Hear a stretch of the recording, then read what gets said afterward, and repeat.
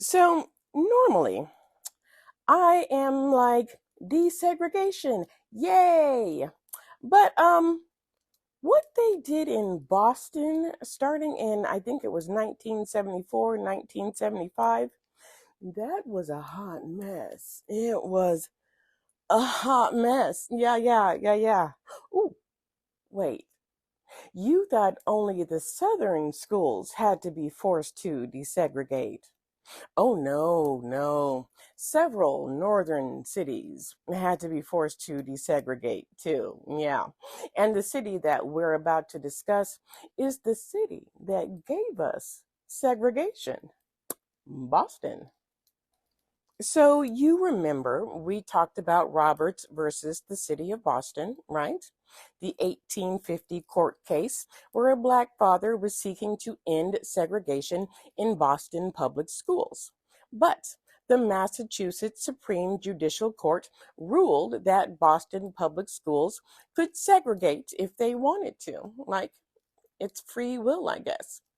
Well, 124 or so years later, Boston Public Schools was being forced to desegregate their schools.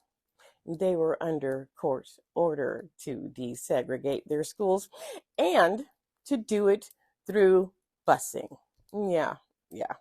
Now, their desegregation order was not because of Brown versus the Board of Education. Remember that verdict in 1954 that said segregation and separate but equal was a joke because it wasn't equal? Yeah, no, their desegregation happened because of a committee by Massachusetts Education Commissioner Owen Kiernan. Yeah, they released a report stating that over 50% of Black students attended predominantly Black schools because of housing segregation in the city. Housing segregation that Boston had no intention of ending, but that's a separate conversation. Yeah. So, what was it? April 1965, the Boston NAACP files a lawsuit in federal district court against the city seeking the desegregation of the city's public schools. This leads to the Racial Imbalance Act of 1965, which made the segregation of public schools illegal in Massachusetts. Well, needless to say, the school board was like, what's that got to do with us? Yeah. So we fast forward to March 15th of 1972, and the Boston NAACP files another lawsuit against the Boston School Committee in federal district court. You know, we want to desegregate. I don't understand why y'all aren't doing it. Well, in 1974, Judge W. Arthur Garrity Jr. found that the schools were unconstitutionally segregated, and he required the implementation of the state's Racial Imbalance Act. You know, the one that said that they had to, like, fix it, desegregate, right? Any Boston school with a student enrollment that was more than 50% non white had to be balanced according to race. He's like, y'all are desegregating. And by the way, you're busing students to do it. So make it work.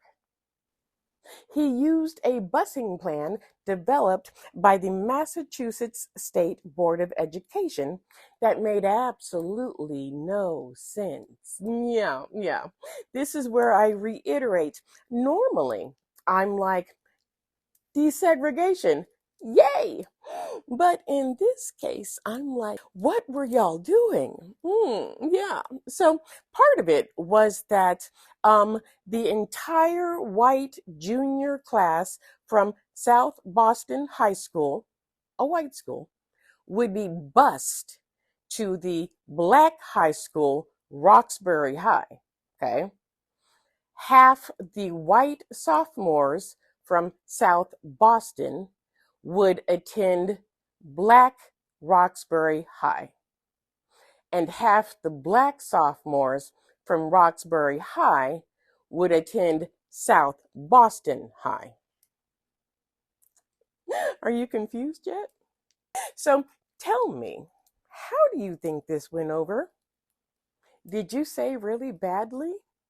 Yeah, you'd be correct. Yeah. From September 1974 through the fall of 1976, at least 40 riots occurred in the city. Through October 10th, there were 149 arrests, 129 injuries. On October 15th, an interracial stabbing happened at Hyde Park High School. That led to a riot that injured 8. And at South Boston High on December 11th, a non fatal interracial stabbing led to a riotous crowd of somewhere between 1,800 to 2,500 whites hurling projectiles at police. Yeah, they were hurling projectiles at police while white students fled the facility and black students remained. But there's more. 1975, February, interracial fighting broke out at Hyde Park High. That would last, guess how many days? Guess how many days? It would last 3 days. Yeah. 3 days with police making 14 arrests. September 8th, 1975, the first day of school. A bus going from Roxbury to South Boston was stoned. Yes, a bus full of black kids was stoned by white teens and adults. 75 youths stormed Bunker Hill Community College after classes ended and assaulted a black student in the lobby, while 300 youths marched up Breeds Hill, overturning and burning cars. October 24th, 15 students at South Boston High, there we go again, were arrested. I could go on and on and on, but I'm running out of time. So, South Boston High seemed to be ground zero for a lot of the incidents that, what was it, between 74 and 75. They had 40% of the occurrences.